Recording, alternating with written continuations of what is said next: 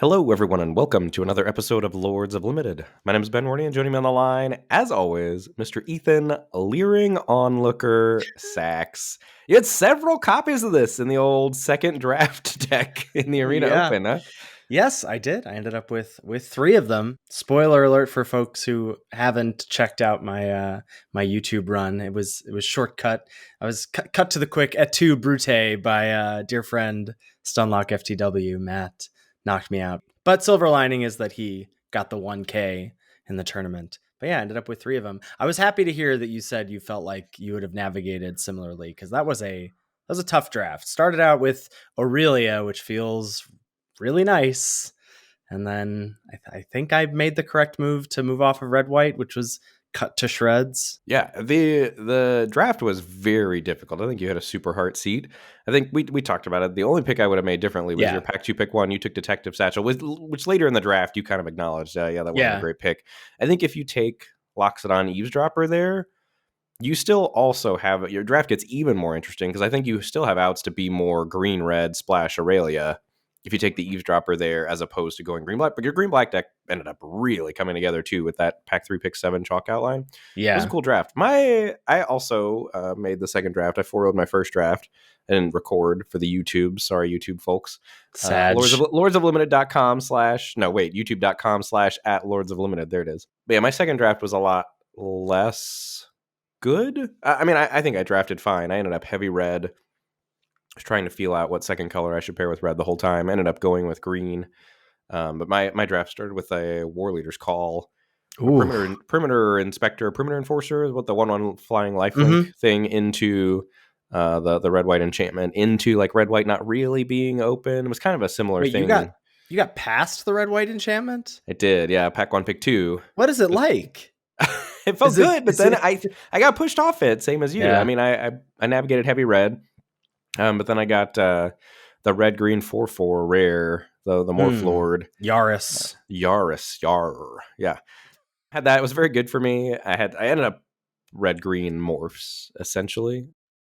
Some super close games. I also 1-2'd for no cash money. Can't close here at Lords of Limited. We can't close. We are not closers. Coffees for closers, and we're not getting any because we're here on a Thursday night, Ben. I feel like this episode's going to be a little loopy. I feel like I can just feel the energy is it's a little wild. It's a little Lords of Limited after hours happening here. And honestly, I thought about this when the meat of our episode is going to be about this article, Nuts and Bolts number 16, which is sort of peeling back the curtain a little bit about the shift at Common largely from draft boosters to play boosters.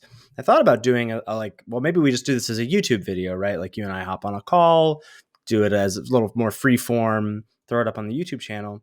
But I think this bears enough weight, or there's enough meat on this bone for this to just be a full-fledged podcast episode and get it out to our entire audience. Because I think one, I think this is just a lot of cool stuff to talk about in this article.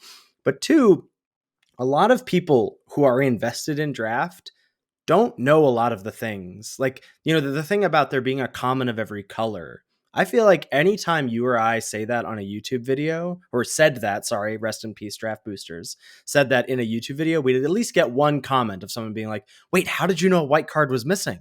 Is there a common of every color? Secret tech? Do you have the WotC hookup? Right. So there's a lot of stuff like that. I mean, that is no longer the case, but I feel like the people who are entrenched don't maybe know that sort of the mechanics there of what make up a booster. And now we're really getting to see like specifics of what R&D is thinking about in terms of the slots for commons and the shifts that they've made with regards to play boosters. So that's going to be the bulk of what we talk about today. Yeah, looking forward to chatting with you about it. So let's do a few housekeeping things. First things first is the Patreon page. Patreon.com/Lords of Limited is where folks can go to give back to the show if they so choose. The show will always be free, of course, but we have a lot of great perks over at the Patreon page base level. Everybody who gives back gets access to the Lords of Limited Discord. It's my favorite. I'm just like completely glued in to Discord. It's on my desktop. I'm seeing I have some notification in Discord right now on my desktop, and it's like every fiber of my body wants to check it, but I'm going to leave it right now, just glaring and distracting me this episode. But Discord is great. The Lords Limited Discord is excellent. There's a lot of other great perks as you move up the reward tier rankings. You get access to the show a day early, ad-free. You get access to our show notes, so you can see the show in written form. Get access to monthly coaching sessions with me or Ben if you move all the way up the reward tier ranking. So if any or all of that sounds of interest to you, you can head on over to the Patreon page. And we want to welcome our new patrons to the fold this week. And we're recording midweek, so we're welcoming the one and only Kyle to the fold. Thank you, thank you, thank you. We really appreciate your support. Yeah, cannot say thank you enough. Kyle gets his own shout out. Feels good, man. Feels good. And I'm going to propose to you, now we're in the second week here, that we're going to title this segment the JLK What's the Play? I like it. I What saw do it you in the think? show notes. Yeah? You like It's it? nice. Yeah. Kid tested, mother approved. All right. So this comes from Adrian from the Lord's Limited Discord. He was actually one of my opponents in a day one run in the Arena Open, and he sent us a couple keeper mulls here, Ben. So without further ado, let's get into this thing. So you sit down. This is game 2. You already know, if you're from Adrian's perspective, you know that your opponent is on some blue-black jank. You've seen a bunch of removal spells game 1, a bunch of derpy creatures, the Sanitation Automaton, Bubble Smuggler, Snarling Gorehound, that sort of thing.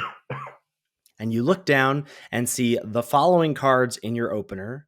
Plains Mountain, I guess I should say what our deck is. Red, White Beats, 3 Shocks, the aforementioned War Leader's Call that is in our opening hand here as well. But just a nice little looking Red, White beat down aggro deck for sealed. So opening hand is Plains Mountain. Moving up the curve, we have Push Pull. It's a 2-mana removal spell / 6-mana double grabs something out of the graveyard and gains haste until end of turn and then sacrifice it. War Leader's Call, the Anthem enchantment. There's Make Your Move, the 2 and a white instant, destroy target artifact, enchantment, or creature with power 4 or greater, and 2 creatures in the hand. One is Gadget Technician, which we can only flip up as a disguise. So 2 blue-red for a 3/2 when ETBs turn face up, make a 1/1 color, stop their artifact creature token with flying. Not going to be casting that in a red-white deck, but it has disguise for Is It hybrid. And then a Harried Dronesmith, 3 and a red, 2/3. At the beginning of combat on your turn, create a 1/1 colorless stop your artifact creature token with flying. It gains haste until end of turn. Sack it at the beginning of your next end step. On the play, game 2, keep or mulligan, Ben? I don't think you can mulligan this hand, which I feel bad saying because our submitter here did mulligan this hand, but here are my thoughts. Yeah. If you look at the list, we have many of our best cards in hand. So the only way this hand is getting better is if we're guaranteed a 3rd land drop, or if we had a 2-drop. But like this kind of a mulligan feels like a constructed mulligan to me, where you don't have the ideal hand, but you're essentially throwing this back hoping to get a similar hand with a 2-drop. And this hand is capable of, yes, we have a red-white beatdown deck, but I don't think you need to get locked into I have to win the game via beating down. Like this hand is great, assuming you hit your 3rd land drop. And I don't think in limited that you can mulligan 2-land hands on the play because you're scared of missing your 3rd land drop. I think you just have to trust and assume you've got 2 shots here to hit a land and 2 draw steps, that you're going to hit your 3rd land on time, then you curve Gadget Technician into War Leader's Call, hopefully into flipping up Gadget Technician plus a push maybe or whatever. But you've also got Harried Dronesmith, which is just excellent with War Leader's Call. That's going to like peck in for 2 every turn. 3 with 3 the ETB. plus yeah. ETB. Yeah, these cards just work so well together. All you need to do is draw your 3rd land and hopefully your 4th land, but really you're in business once you draw your 3rd land here. I don't think you can mulligan this first hand. The other thing is that there's something sort of nice about like War Leader's Call in hand already, assuming we hit our 3rd land, which I think, as you've said, I think you kind of have to assume. Like anytime you're in the like high 60s, which I think you're just slightly less. I'm not checking it immediately, but I'm pretty sure. So this person is running 17 lands, so they have 15 lands left in the deck. So 2 shots at 15 lands, I believe, is 63%, which is just slightly lower than I like. I like to be in the high 60s.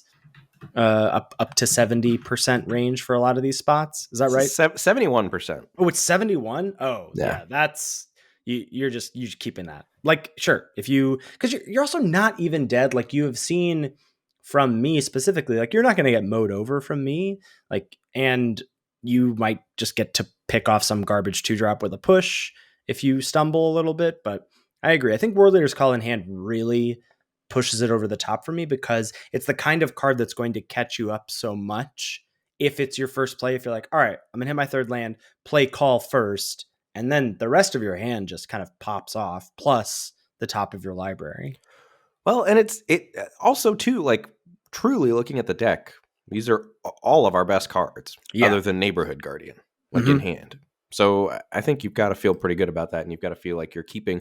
But I think the tempting thing is to tell yourself, hammer red white beatdown deck. I've got to have a 2-drop. Like I've got to win the game that way. But I don't think that's true in sealed.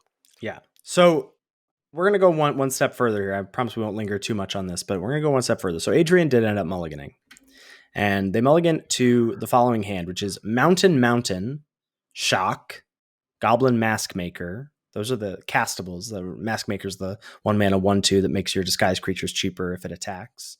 And then 3 white cards. Neighborhood Guardian, right? One of the best uncommons in the set. Makeshift Binding, the white removal spell. And at the top of the curve, Hazda Vigilante, 4 and a white, 4/4 when ETBs or attacks. You put a +1/+1 counter on target creature you control with power 2 or less. And I believe that this was the spot Adrian wanted us to talk about, was like, is this hand a keep? And if you're keeping it, what do you put back and why? And I'm gonna zag again, and I'm gonna say, if this is your 6, you gotta go to 5. You gotta go to 5. It's unfortunate, but like, this is not a game-winning hand, because you're either have to get rid of Hazda Vigilante or Makeshift Binding, and then you're hoping to rip a white, which you're not favored to do. And even then, like, Goblin Maskmaker plus Neighborhood Guardian is not good enough to win the game. That's what I mean about that other hand. Like, we just had so many good cards in our opener.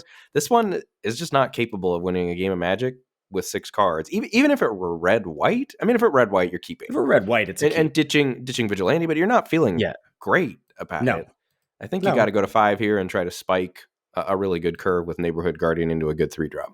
Yep, that is what I think as well. So thank you so much to Adrian, and apologies maybe for but I think that's what you're signing up for if you want to be part of the JLK What's the Play segment. And you too can let us know, send us some screenshots, some sweet decisions to review on the show, and we'll maybe get to them. All right, Ben, time to break down this article, Nuts and Bolts 16, which we'll have a link to, but we're really going to pour over this. So, for folks who've read this, we'll be trotting over a lot of ground, but I think really interesting to, you and I haven't had a chance to talk about this at all. I said this to you, I was like, we should probably touch on this. And you were like, how much? And then as I was reading over it, I was like, we can probably just do a whole episode on this if we want to.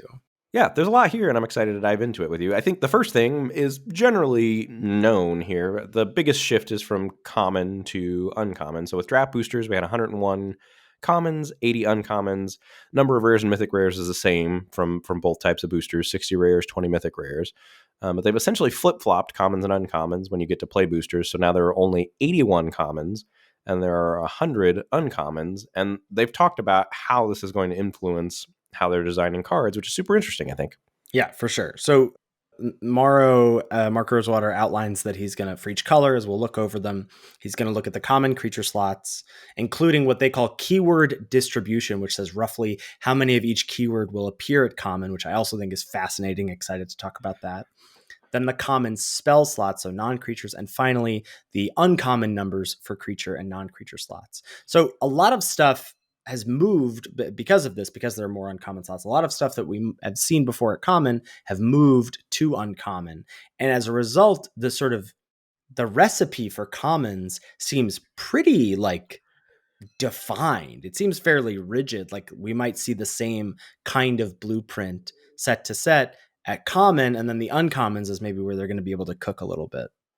Well, but I think also in the article, they talked a lot about how this is a skeleton, and you can deviate from the skeleton. So I would not be worried about that too much. I think they're too good at making Magic to be falling into a rut like that. Yeah. Well, and even I don't know if you were doing this as I was reading over the article and seeing those sort of things. I was checking in with, okay, was that true for Murders at Karlov Manor? Because when we get to Black, they talked about how we're probably not going to see any raised dead effects, but we have the macabre reconstruction in this format. It's like, well, that's at common. And so, it's clearly not as rigid. They'll be doing some stuff as they see fit.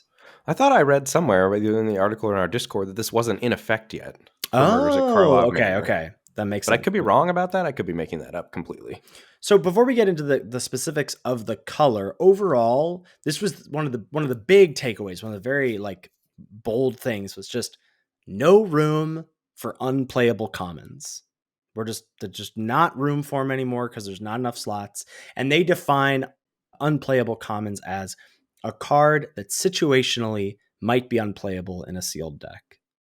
That's just good, right? That's just good for Yeah, us. it's just good. Everything about this article was like, yeah, I was on board for Yeah. basically everything that was in this article, but their idea of playable might be different than our idea of playable. Like if they're saying Defenestrated Phantom is playable in sealed deck or whatever, the 4/3 Yeah. fly Yeah. creature, like that's not really playable Yeah. in modern limited. I tried to check in on like I just pulled up 17 lands and sorted like one of the old sets commons by like lowest game and hand win rate, just looking at like what is an unplayable common from Wilds of Eldraine. And like, we'll get into why a card like this won't exist, but like Break the Spell, single white, destroy target enchantment. If a permanent you controlled or a token was destroyed this way, draw a card. Or Freeze in Place, tap target creature and put 3 stun counters on it, scry 2. Like things that are so mechanically specific or basically sideboard material, that's gonna just either be relegated to uncommon or just not exist anymore. Yeah. So in this article, they talk about trying to get rid of these unplayable commons, and they're doing 3 main things to try to limit the amount of unplayable commons, or just get rid of them altogether. And the first is just the average power level is going to be higher. So if you're playing a color, most monocolor creatures in that color will at least going to be playable in your deck. The next point was that moving some effects from common to uncommon. The example they gave was like a threaten effect, Act of Treason, like steal a thing for a turn, it gains haste, return it at the end step. That kind of thing, like you used to do, okay, there's going to be like a steal and sack deck at common because you have this free sack outlet creature. You've got the steal effect. Nope, that's not going to exist at common. Now, what's interesting is they might tack that on somewhere, right? It might be, as we'll get to in this next point, it might be maybe tacked onto a creature or a modal effect. Right. And the third one is, speaking of modal effects, making use of those. So you're still going to maybe see naturalize or disenchant effects at common, but it's going to be paired with another effect that will make it more useful or more likely that you're going to be able to use one half of the card or the other. And so the result, one of the major results here is that the sheer number of creatures at common is going up. It seems to be, it's like going up for every color. And then among each colors, it sort of now has maybe a larger share. But because the card file, I believe, for each color now is 15 commons, right? That basically it's like, I think blue maybe is the lowest with 8, but it's like 9, 10, 11 creatures at common of those 15. So that's where a lot of those spell effects are going to come in. So you might see whatever, the Raise Dead effect, the Active Treason effect, the Disenchant effect. It's either going to be modal or maybe it's just going to be slapped on as an ETB to a creature. Yeah. I mean, sign me up. All that sounds good. Yeah. The other major effect is that average creature size is increasing. And this is especially in white. It's going from the average is 2.95 to 3.28. That really reminds me of the when we were doing Crash Course and like talking about mean, median, mode, just rattling off numbers like this. But so you're getting about a quarter of a power/toughness bump to creatures, and that's to make them more playable, right? So they were talking about how like smaller creatures were like more narrow or sideboard or whatever. And so they're just trying to like bump up the stats so that they're, again, meeting that baseline of playable in a sealed deck. That was unclear to me, right? Was that referencing actual power and toughness or just the mana value here? Because the other thing that they talked about in this article and that you're seeing is that like they're trying to raise the mana value of the creatures to try to slow down the limited format a little bit. So I thought maybe they were referencing the average power as in like the average mana cost is going to be a little higher. So you're probably getting more bang for your buck at the average mana value. That's just a wild way to describe creature size was the phrasing used. And if that is not referring to power and toughness, that's weird to me. I agree. I kept trying to scroll over to like see where they were talking about it, and then I was like, maybe this is just mana value. Yeah, that makes sense to the fact that it wasn't like because what's this 2 point? It's one number, 2.95 to 3.28. Yeah, that does make sense that it's maybe mana value. Well, that's a bummer. I just wanted stuff to be bigger. Kill your opponent's dead faster. But this, yeah, right. But this is more a product of them sort of bumping up, as we'll get to in some colors, just bumping up the slots that they needed. Like sometimes it was like, we have to have a 1-drop in blue, and now that's not the case anymore. Right. And the last thing is they're going to be shifting away from sideways build-arounds, which is more of those designs going to be done at rare, since the rares show up more frequently now. But I assume this is like your true build-arounds, like your Chalk Insidious outline, roots, as it were, your chalk outlines of the world. That's what I understood sideways build-arounds to be. So if this were, it's interesting because like those aren't quite sideways build-arounds, right? Because that's what black-green is doing ostensibly in the format. So maybe that doesn't feel like quite a, maybe that still gets a pass under the realm of this article. But yeah, we've seen this in the past, and it's like, going back to original Throne of Eldraine, it's one of the reasons we like that format so much is there's so many cool build around rares in that set, like Dance of the Manse and Doom Foretold and stuff. So if we're going to see more of that kind of effect, like those sort of like, 1 in 20 drafts, you're like, oh, I pack one, pick one this, I get to try to do the thing. I'm here for that for sure. But I already feel that from MKM. Like, this has been such a breath of fresh air as far as like feeling like I'm incentivized to do a variety of things that can still win while I'm drafting. Yeah.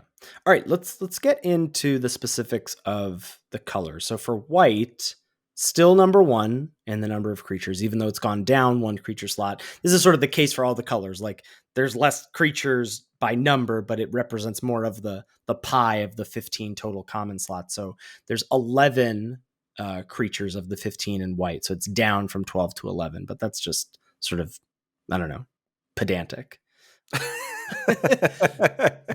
The keyword distribution stuff I think is fascinating. What's going on there? So in white, they're going to have 3 flying creatures, 2 with vigilance, 1 with lifelink, a quarter, 0.25 with first strike, and 0.20 with double strike. And there was a note about first strike having fallen out of favor with R&D since it leads to ground board stalls, which is why they tend to try to make it only work offensively rather than defensively. Like when this creature attacks, it has first strike or whatever. I thought that was a really cool peel back the curtain. It is interesting. Like a lot of this seems to be, they're not interested in board stalls. Not even a little bit, not even on Wednesdays, not even once a year. Like they're just not interested in like high toughness creatures. They're not interested in people blocking with first strike. Like just no long games. Rest in peace, Sun-Crested Pterodon. Yeah, it's deep right there. 4 and a white, 2/5 flying vigilance from Rivals of Ixalan. Yeah, man, was that was a card for sure. So I thought that was really interesting. That keyword distribution checks out, right? That seems pretty on brand to what we've expected from white. And then the non-creature slots, they get really specific. You have a really clear idea of what kinds of things, again, it's a skeleton, but what kinds of things they're looking for. So for white, the 4 non-creature slots were a combat-related removal spell, so whatever, deal X damage to target attacking or blocking creature, a banishing light effect, right, that we're seeing here with makeshift binding and MKM, a combat trick, and then a disenchant / removal spell. So whether that's a modal spell, maybe it could be a disenchant, it could be an additional removal spell. And the big thing that I thought was interesting here was that banishing light was the thing at common now that we're going to see. And they say pacifism effects are just being replaced by banishing light style effects. Power creep is real, Ben. I mean, you love to see it. That's all good news, I think. Yeah. And I think that because of, and it's not that much more, but right, rares and mythics, it should be stated, right? When play boosters or restated from when we chatted about play boosters initially, play boosters will have more rares on average, right? They could have up to 4 rares, but really the average is 1.4 rares or mythics per pack. And so that is a pretty significant increase, right? Almost a 50% increase. That rares and mythics being present is very prevalent in the design space here. And you can see that here with them going away from pacifism effects. Mark said, effects that neutralize a creature without killing it need to have more, quote, text wiping because many rares have powerful non-combat abilities. So it's not good enough just to make a thing not be able to attack or block anymore. But I like that they're giving thought and giving voice to, we need people to be able to answer these more rares as an effect of moving to play boosters. I appreciate that. Yeah. And I think this change, certainly the reduction in the number of non-creature spells, it forces certain kinds of effects onto creatures is the other thing they were talking about. So maybe there's not room for, on the job anymore, for example, as a standalone spell, and maybe we're going to more frequently see a 4 mana or a 5 mana 3/3 that gives +1/+1 to your team on ETB. So the idea that they're going to maybe some of the more niche or more situational effects that we previously saw as standalone commons, now that there are just literally less commons, we might see some of those kinds of effects stapled onto creatures, which is also cool and I think generally more powerful. And we're in for more power at common as limited players. Moving on to blue, the creature percentage here increases as well, and notably, no longer a default 1-drop in blue, right? There can be, but doesn't have to be. And it has the potential for multiple 6-drops. What do you think's going on there? We got like the mana cyclers we've seen. Maybe that's going to be a spot for these more expensive creatures.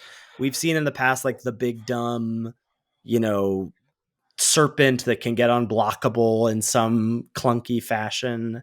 Is this good for blue? I mean, I'm a sucker for an unblockable serpent, so it's great news for me. Also, love Lorien revealed, so I'm in. If those are the kinds of 6-drops we're getting in blue, but I think one of the overarching takeaways that was pretty clear through reading the article to me was that they were, if you look at draft booster skeleton compared to play booster skeleton, there was a concerted effort to raise the mana value of things, and they talked about a concerted effort to maybe try to slow limited down a little bit. Well, I bet there's a balance there of, look, we recognize that now we have to, there's nothing clunky that we're allowed to do at common, really, right? It's all got to be playable and sealed. And I feel like this is a way to put them in check of like, okay, some stuff is going to be more expensive because if everything is playable and everything is like on rate, how is not every single format blisteringly fast? Right. Yep. Yeah. And I think they're giving some voice to that, which is good. So if we look at the blue keyword distribution, again, you've got 3 flyers, 1.5 on average with vigilance, and then half for ward, half for defender, half for flash. Half for defender. Pour one out. Pour one out for the butts decks. Mark said a year ago we made a big change to add vigilance to blue. It's now the second most used keyword, mainly because making blue creatures want to attack can be difficult, which is, again, really interesting. Like them recognizing, wrestling with this idea of how do we make blue be able to tussle. And honestly, again, if MKM wasn't part of this discussion or article or whatever, then it's maybe just happenstance or a little trickling into this new design philosophy. But like Jaded Analyst, like 3/2, like I thought that card was like bad boat piranhas because it was a 3/2. Well, the fact that actually you can attack with it as a 3/2 vigilance, it is a really big deal. Yeah, that card does work. Yeah. Certainly, it's come around to me too in blue-green Clue Beatdown. It's a really, Oh, really good card there, like the just blue-green tempo decks. yeah, but like yeah, Eavesdropper makes a clue and then you crack it pre-combat. So Eavesdropper has vigilance, Analyst can attack. You just never Yeah, don't have clues in blue-green. that's true. Certainly not. And the other note here was about being more cautious with toughness statted creatures, as again a fear of board stall games, not wanting those games to stall out. So, like I said, maybe long gone are the days of 1 on a blue 0/5 defender. For sure. And that takes us on to our non-creature slots in blue, which has 7 at common. I think that is the most of any of the colors, right? Yes. And so the kind of slots they had carved out were a protective instant, a counterspell, a cantrip, a draw spell of either 2 or 3 cards, a witness protection type aura that removes all of the abilities from a creature and turns it into a 1/1, that sort of thing. A top or bottom bounce spell, like actually puts it on the library rather than just bouncing it to hand, and some sort of a more modal spell. Yeah. So the things that they were really trying to hammer home, or that Mark was trying to hammer home in this article, was that again, blue needs answers for cards. And so we're probably not going to see dramatic accusations, claustrophobia variants moving forward. There isn't a slot for that here. We might see something a little more juiced at uncommon, perhaps, or a little more synergistic with a set's mechanic at uncommon. But at common, they want the color to be able to answer these bombs either by giving it a, hey, put it on top or bottom of your library, or the Casminus transmutation, the witness protection style auras. Do I need to get on board with these as real removal? Do we need to? No. No. No. But R&D is telling us that it's real removal. No, and dramatic accusation kind of lines up with this philosophy, right? Because you can shuffle the thing away into the deck. Like, it gives blue a way to get it off the battlefield. Yeah, that's fair. That's fair. Yeah, nothing else really stood out to me. That was sort of surprising to me, with that, like, the witness protection aura was here to stay. Good news for our win rates, because other people will be playing them. In every set. Well, and I think it'll probably be the new pacifism conversation for us. Like, which sets is it good in will be a fun puzzle to solve, because they won't always be terrible, right? They will certainly sometimes have, if there's an enchantment theme, maybe it gets a bump, or if it's tied into a set's mechanic in some way, etc. I mean, but even the one in MKM that can, like, give your detective +2/+2 or turn their thing into a 1/1, like, that card's not even great. That card's good. Yeah. No. Yeah. It does so much. Have you ever read to the end of that card? Probably. Do you know that it says they can put it on your thing and then it can't block detectives? No, I had no idea that text was on there. There we go. That's what I thought. All right, moving on to black. The keyword distribution here is 2 creatures with flying, 1.5 with menace, 1.25 with death touch, and 1 with lifelink. And then some rules about that, where black's common flyers will be less good than white or blues. So no Dunland Crabane from LTR, I guess, as one of the top commons there. Menace has been creeping up as it plays so well. He said this multiple times. I don't feel like it does. I've hated largely all of black's creatures with menace recently, it does. I feel like. Excuse me. First of all, I need you to apologize right now to Snarling Gorehound. Snarling Gorehound, yeah. Okay. Well, I guess, and that's, I hadn't even thought about that when I was reading this, of like, look, they made menace a whole mechanic in this format with suspect, like, they clearly like menace a lot. Well, I think it definitely ties into no board stalls, right? Like, you're so incentivized to attack and often not incentivized to block creatures with menace because double blocking is bad, etc. So menace give me 3 powered menace creatures and then I'm interested. The menace creatures always have 2 power and they're just like really bad flyers. Yes, yeah. I need 3 mana 3/2 menace is where it's at. Death touch is usually going to be on a smaller creature, right? Like a 1 or a 2 drop. And then lifelink is usually on a bigger creature, bigger than, white also has a dedicated lifelink creature, but that's usually, I think, as we've seen, often going to be like a 2 mana 2/2 in white with lifelink. And then black sometimes gets that like 5 mana 4/3 or whatever. Yeah, but this is, I mean, for all of these colors, just kind of a cool look into what they perceive to be the color pie and how that ties into their limited design philosophy. Yeah. And so then what's going on with the non-creature slots? We've got 6 here. And again, they're carved out similar to blues for certain types of things. First is a small conditional removal spell, a combat trick, some sort of a card draw card that has an added cost, usually paying life, a discard spell. And they were talking about that discard spell being a coercion effect as opposed to just, a Ravenous Rat style discard or even Mind Rot. Yeah. But that they wanted black to have a way to nab rares out of people's hands before they hit the battlefield. Yeah. And we have seen those types of cards being good lately, and hopefully we'll continue to see those being good. Mm-hmm. Some sort of an unconditional removal spell and then slightly overcosted removal. I love how rip that card. Right, like all of these things are like, we gotta make everything super playable, gotta like make sure everything's good on rate, gotta make sure we have a slightly overcosted black removal spell. So yeah, 3 removal spells, the combat trick, the card draw spell, the discard spell, and then, as we alluded to earlier, effects that don't have a space on a spell at common, like a Raise Dead effect, can either be made at uncommon or can be added to creature spells as an effect. Gravediggers? We're gonna get Gravediggers at common now? That would be nice. Does it feel weird to you that like we're talking about them still as commons or uncommons? Because I guess they are, the frequency of them is still, they are literally more common than the uncommons. But it's just hard for me to wrap my head around that, with there are just truly less of them, less of the individual numbers of them overall. Less of the individual numbers of commons? Yeah, right? 80 versus 100. I've really liked there being more uncommons. It just adds Just more makes the variety. drafts feel, makes the drafts Just feel makes the drafts different. stay fresh. Mm-hmm. Yeah, I've liked it. I'm in for it too. All right, that takes us on to red, which is having the second largest increase of creature percentage at common, so white being the first. And the biggest change is there's no longer a guaranteed 1-drop slot, but does have a guaranteed 6-drop slot. Hello. That's really interesting. I would have thought, and again, I think this is them maybe wrestling with not wanting the formats to feel so fast. So let's not make every color have to have a 1-drop, which I think is a good, like, 2023 definitely felt like the year of the 1-drop in limited. Yeah, I mean, almost every format had every color having a 1-drop that was quite good or quite pushed. Yeah, and so looks like we're pumping the brakes on that, which I am here for.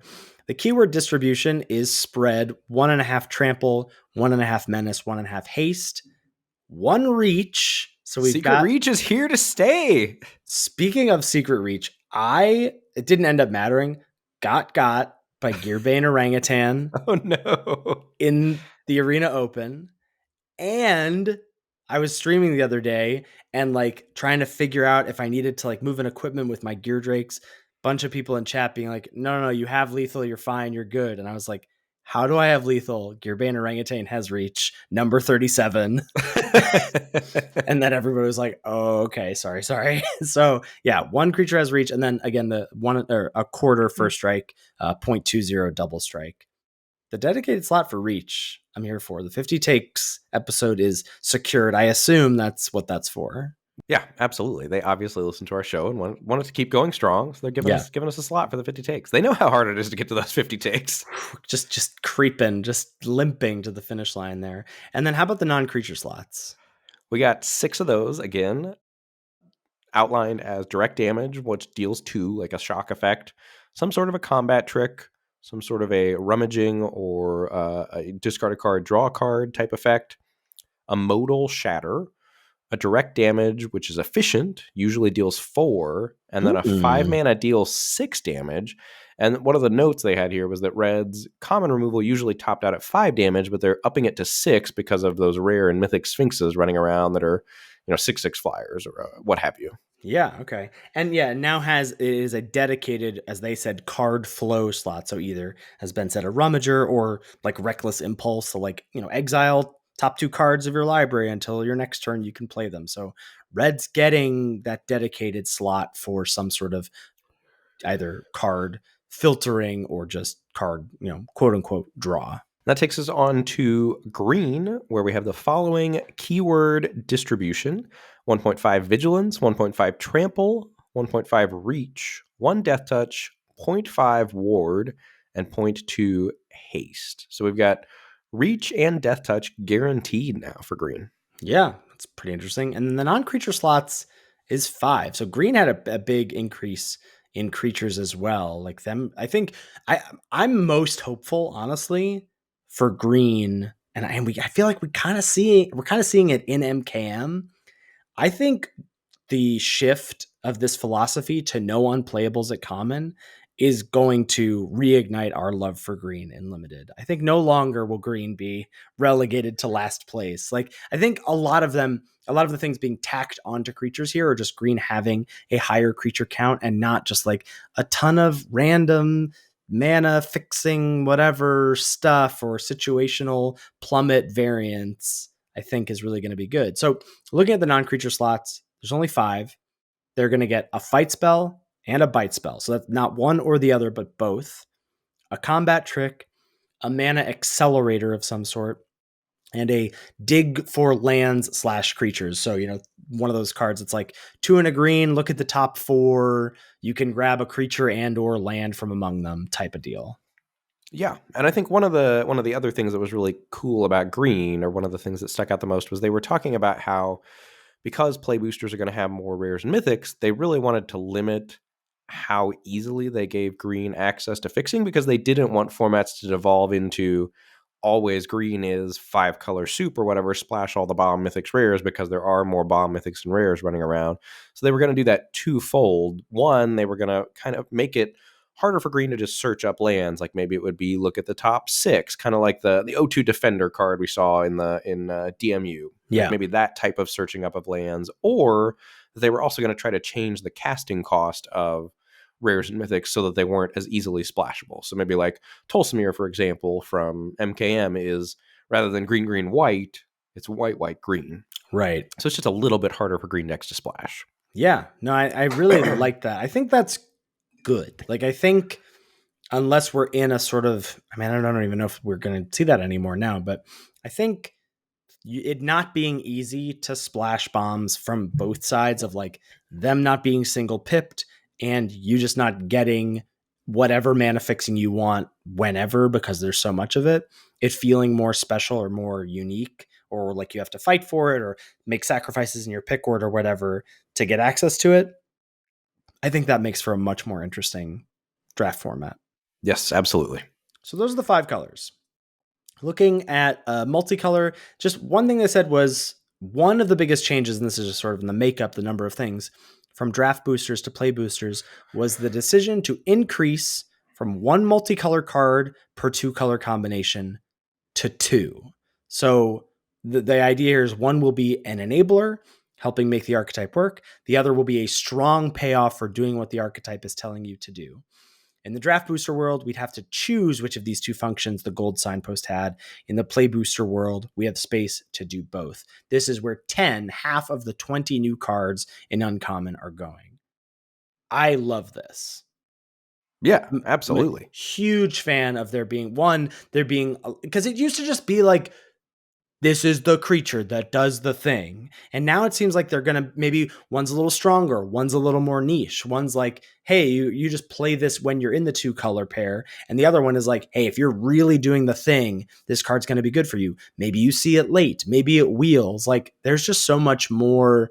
I mean, we see it in this format, right? Like, getting the satchels pulls you into blue red, and then no one's splashing Gear Drake, or they shouldn't be, and so maybe you get those a little later in pack 2 or pack 3.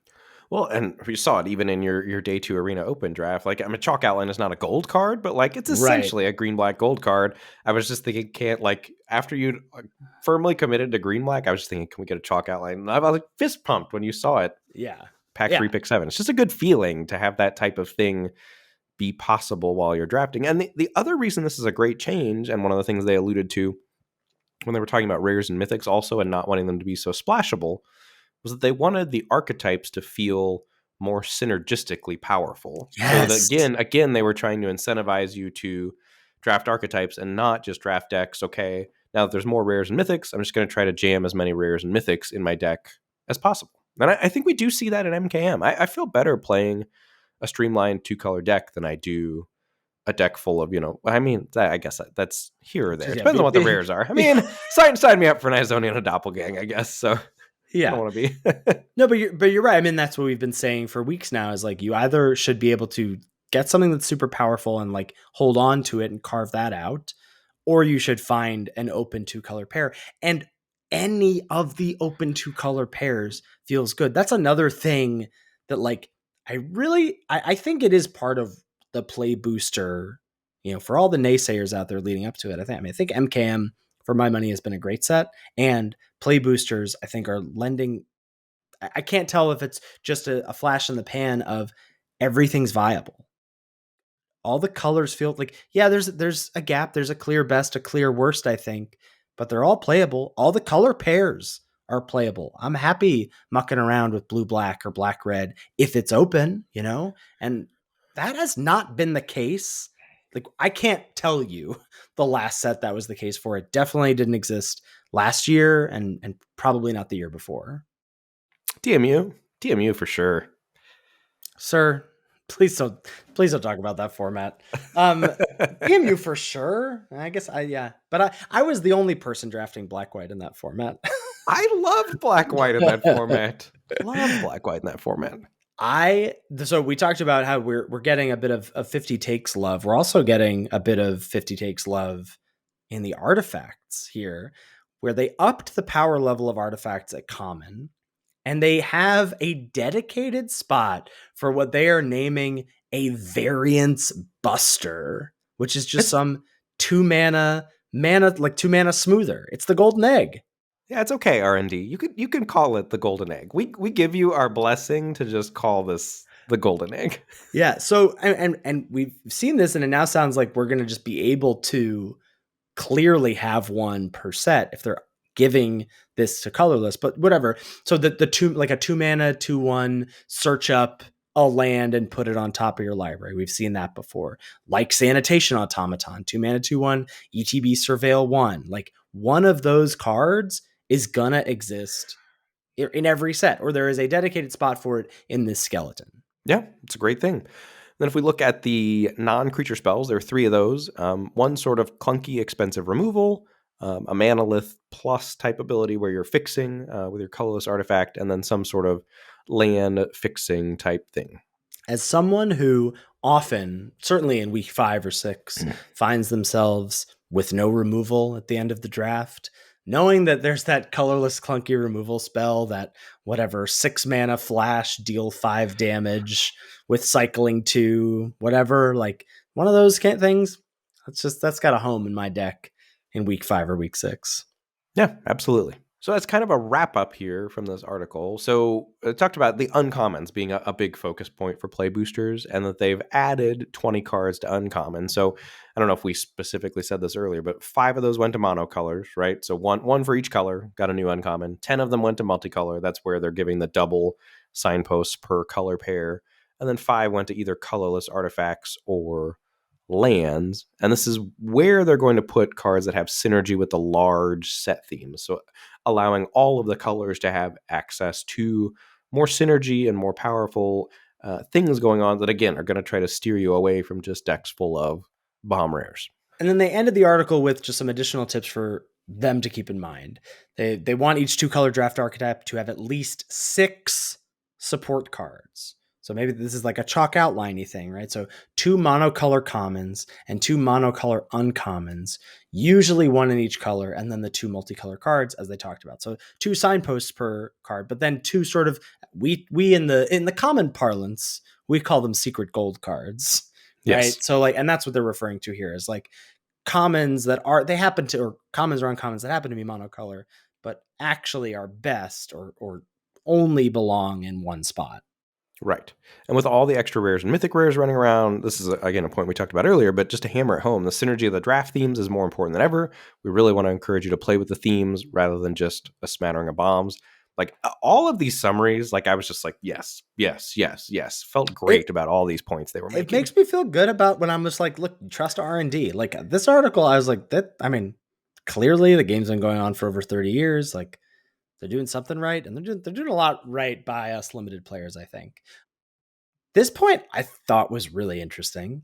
We want to make sure there's enough graveyard hate such that rare and mythic rare threats aren't continually coming back. So we're seeing twofold of maybe just incidental random graveyard hate for that, and removing the standardized raise dead, whatever, grab 2 things out of the yard, put them into your hand effects at common. So either that's going to get tacked onto creatures or moved on to uncommon, so you'll see it less. Yeah. And lastly, rares and mythic rares want to be more liberal in their use of extra colored pips to make them harder to splash. Yeah. We've alluded to this. So that was a lot to bite off, a lot of like our not usual fare. So maybe we've talked about enough, touched on enough. Can we chat about this draft log from my second draft at the Arena Open? Please. Okay. So we'll sort of fast forward, shortcut a couple things. So pack one, pick one. You're thrilled / not thrilled to open. Yeah, this is a double-edged sword. I mean, you have to take Aurelia. Yeah. But you're also wondering, like, do I get to draft red-white? But at least, like, you're going to give it the old college try. And Aurelia is splashable, certainly. Yeah, and you're passing also quite a lot. Not that it matters, but you're passing a fuss bother. You're passing a makeshift binding. I mean, makeshift binding is the next best card in the pack, right? Fuss bother is really good, too. They're close. Yeah, they're close. I personally would take binding ahead of fuss bother, but maybe that's wrong. So we take Aurelia, and then you're just thrilled, beyond thrilled, to see Dogwalker pick 2. Are you? I would not want my draft to start out this way. How would you want your draft to start out? I want my Arena Open draft to start with like I don't know, Izoni into Nervous Gardener. Like, I feel way better about not getting randomly cut with that kind of a start. I guess the reason I was feeling good about like Dog Walker specifically in spot, well, one, it feels like the thing we were talking about last week with my Perimeter Enforcer pack one pick one. Like, this is the clear pick. Like, this is the Yes. clear best card in the pack, no matter what, and matches up great with my first pick. So that's why I Yes. feel thrilled about it. But also, it's flexible, right? I can go. I'm already, as you're alluding to, right? There's some fear in pack one pick oneing Aurelia because you're like, am I going to get pushed off it? Red white's the best deck. Am I going to be able to do this? Well, I'm already thinking, okay, maybe I can go white X splash Aurelia, red X splash Aurelia, and Dog Walker slots into all of those plans nicely. Yeah, I think if you're going to follow up with Aurelia with a red white card, you want it to be Dog Walker. Yeah, and then pick three is the pick to unpack here, or one of many to unpack. So there's no white card, no pure white card in the pack. The only card that touches white is Sanguine Savior, the 1 white black 2/1 flying lifelink with disguise. The only red card in the pack is Felonious Rage. Single red, instant. Target creature you control gets +2/+0 and gains haste until end of turn. When that creature dies, you create a 2/2 white and blue detective creature token. And then the best card in the pack, question mark, is what? I don't care. I mean, nothing's good enough to matter as being the best card. So that is like, I've been thinking about this pick since this draft a lot because I think this is a very interesting pick because there's one of two ways to look at this pick is that there's so many contextual cards, and to shout a few out, there's Tunnel Tipster, the green mana dork. There's Snarling Gorehound, the single black 1/1 menace. Whenever a creature with power 2 or less ETBs, you surveil 1. There's Hedge Maze, the green blue surveil land. Like, but none of those cards are like pulling me anywhere. And so there's one of two ways to look at this: is like nothing's pulling me in a direction. So like, just take Felonious Rage, just take Sanguine Savior, and hold on to these two because nothing is pulling you in a spot. But the other thing is like, I'm already scared. And so should I take something else and start to leave an avenue open? And if so, what should that avenue be? Yeah, I think it's different because your first two cards are red white. Like if your first two cards are blue black or whatever, sure, I'm fine shoring it up with whatever mediocre card, but I'm so cognizant of I might have to pivot off this and I need to be prepared to have an exit plan, and what should that plan be? And I think the card that lets you, like, you're not going to miss Sanguine Savior or Felonious Rage if red white is open. You will miss Tunnel Tipster if you're supposed to be green, and Tunnel Tipster plays well with Dog Walker. I like Tunnel Tipster as the pick here. That is what I took. The other thing I was thinking is like the most likely way for me to still get to play Aurelia / Dog Walker in this scenario is if I go green red or green white and then splash the other one. And so that's why I did end up taking the Tunnel Tipster here. But I think you could make an argument for taking Felonious Rage or Sanguine Savior here. And the argument is that yes, red white is going to be contested. Like that's what I'm already sensing here a little bit. But like red white is also so deep that you could just like take Felonious Rage. Like you're gonna get playables, and you've already got such a strong start that like I don't know. I think I'm not convinced that I made the right choice here. Well, so here's the choices I see it that you're making. If you're taking either Felonious Rage or Sanguine Savior, you're signing up to just like force red white. Yes. From this point. And I think you're too good of a drafter to do that. Like, I personally, I would not want to. I feel like I have an edge. Yeah. In any given draft over the majority of people that are sitting at my pod. And I would not want to, like, Aurelia is not that nuts. Like that you feel like you need to hold on for dear life. Like, yeah. Certainly in a color pair where you're expecting to get cut. I don't know. I just wouldn't want to give up my agency that easily. You're likely to wheel one of those two cards, I think, out of this pack. Those are, and if you're supposed to be in that color pair, right? And what it does, picking one of those two cards does give you the ability to force red white. That's not something I'm interested in doing personally. Like, yeah, well, especially like if this is a different format, I am interested in that. Like if this is a format where I'm like, I want to be red white, red blue, or blue white, then yeah, I am probably going to force. But this is not like I was just talking about. I'm happy drafting any of the 10 color pairs if that's an open color pair, and I know red white is likely to be the least open color pair depending on what happens at the table, especially in draft 2 of day 2 of the Arena Open. So like the other way to frame it, like kind of in my mind, if you're not willing to jump ship off red white for Tunnel Tipster over Sanguine Savior or Felonious Rage, like when are you moving off of red white for what? Like this seems like the perfect type of pick to hedge. Like certainly if the next pack has a great red or a white card, you're I'm fine to move the Tunnel Tipster into your sideboard instantly. But otherwise, like, I mean, if your next pick has a Loxodon Eavesdropper versus like a Seasoned Consultant, then you feel priced into taking the Seasoned Consultant. Like, that's not the life I want to be living when I draft this format personally. I yeah. do not think red white is that good that I want to try to hold on that hard. Am I going to hedge my picks towards trying to play Dogwalker and Aurelia? Absolutely, but not this hard, not this early in the draft. Yeah. Yep. And that is what I landed on. I think that pick is the pick for the draft. Like if you don't take Tunnel Tipster, you're forcing. And if you do, you take my path, I think, which is pick 4 again, like only white card is Crovad Haunch, which is like fine, but not exciting in my opinion. There are some red cards. I think the best option for red white would be Offender at Large, the 4 and a red 5/4. When it ETBs or is turned face up, another creature or a creature gets +2/+0 until end of turn. But there's a smattering of green cards. Chief among them, I think, is Nervous Gardener, the one in a green 2/2 with Disguise Green. When it's turned face up, you can search your library for a basic land type, reveal it, put it into your hand, and then shuffle. And lines up great with Tunnel Tipster, and lines up great with my idea right now, which is let's go green red or green white and splash Aurelia. Yeah, that makes total sense to me. I love the Nervous Gardener pick here to follow up Tunnel Tipster.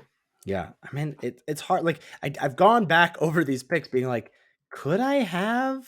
You really can't force red white. You're really sad. Like yeah, you get some stuff as you would expect in the beginning of pack 2 because it's cut so hard, but it's really hard to like be anything other than very nauseous as you're doing this in pack 1. Yeah, I think so. And well, if you look at your next pick, I do think you can make a different pick here.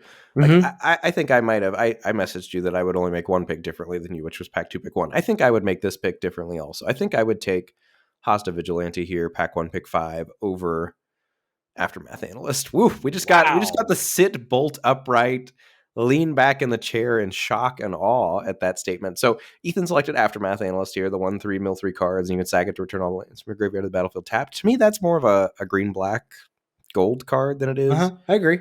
anything else. And I think Hazda Vigilante looks great with the type of cards you have right now. It's good with Tipster, it's good with both your morphs. Lets you potentially be green white. It's good to ramp into with a Tunnel Tipster. It's just complete filler in my mind versus Analyst, which is like, yeah, you're right. Like, I'm not taking Analyst here, and I'm not like, oh, sick, this will be so good in my green, red, splash, white deck. But at this point, I am feeling like this is like the world is cut, and I've got now 3 really good green cards, and Analyst is an ace in like green, black, or green, blue. Well, so we talked about like in our day 1 or our draft 1 drafts in Yeah, the Arena Open, like to me, I know if I take Aftermath Analyst here, it's likely that Aurelia is not going to end up in my main deck. Like that's going to correct. steer me towards a space where I'm more willing to pivot off. And I think I do like Aurelia and Dogwalker enough that I'm willing to give up some amount of power here to try to stay on the green white life splash Aurelia. Yeah, that I think that's a fair philosophy, and maybe my feeling of Hazda Vigilante has gone down quite a bit. Like I think it was one of our like, let's chat about this week 1. Like, wow, what an overperformer! Like, I think I maybe even had thoughts of like this might get the Imperial Oath Award for like clunky looking overperformer. I think with just how insane on the job is, and it's not fair to compare this to on the job, but they like there's so many cards that occupy this space of like pumping up your small creatures, and Hazda Vigilante I think is firmly at the bottom of that rung, or at the bottom rung of that ladder. That yeah, I prefer the upside of Analyst. But I hear everything you're saying. It definitely is, like, by taking this, I am basically saying Aurelia is going to be in the sideboard unless my mana ends, unless I'm like just pure 5-color soup. Well, and not that it has to be. Again, you could No. abandon Aftermath Analyst if you start seeing white cards, but you don't. Yeah, I really don't. Yeah, and then get a pick 7 Insidious Roots and kind of go down that route. And the other pick Ben was chatting about was pack 2 pick 1. I took a Detective Satchel. It's just, this is powerful and I'm going to be green, splash around. Didn't end up making the cut, didn't get the mana for it, and probably could have anticipated that. That was the one pick at the end of the draft that I was like, I kind of regret that decision. But right, but there's a world where if you take Eavesdropper, pack 2 pick 1, then all of a sudden you feel way better about taking Inside Source. Like, there's a way you bully your way into back to green white. Yep. Splash Aurelia. I think if you make a different pack 2 pick 1. Yep. That's definitely true. Yeah. Have the option to take whatever white cards I see in pack 2 before getting cut out of it again in pack 3.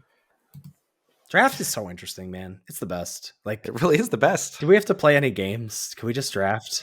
I don't feel necessary to play games. I really enjoyed the draft, play one round when we were in Chicago. Yeah, just get those maximum drafts in. That draft density. Mm-hmm. All right. Any parting thoughts about the old play boosters before we go? I'm here for it. I'm really excited to see what this year of Limited is like, and moving forward. But like this, this is our first year of seeing play boosters, and if MKM was like sort of before this philosophy I was outlined, or only half of this philosophy outlined, or the skeleton outlined, I think MKM is great. And I think this, like, all, as you said, all of these things, like check. And I'm excited to see them in action. / maybe now that I've seen how the sausage is made, I'm going to be like, well, this is clearly card file C white 15 common.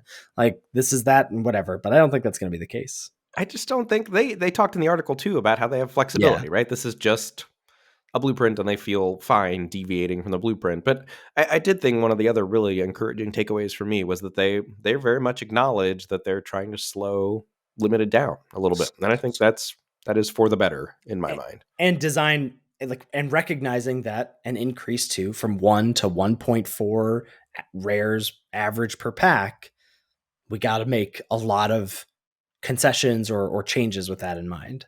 Well, and certainly if that pushes them towards more synergy, as they were outlining in the article, I know I'm going to enjoy that, because that's why I like draft. I like the feeling of, I combined these 7 cards together and they did their thing, and I got this awesome burst of dopamine from, like, look at this cool thing that I spun my constructed. wheels. I went 1 and 3, and it felt great.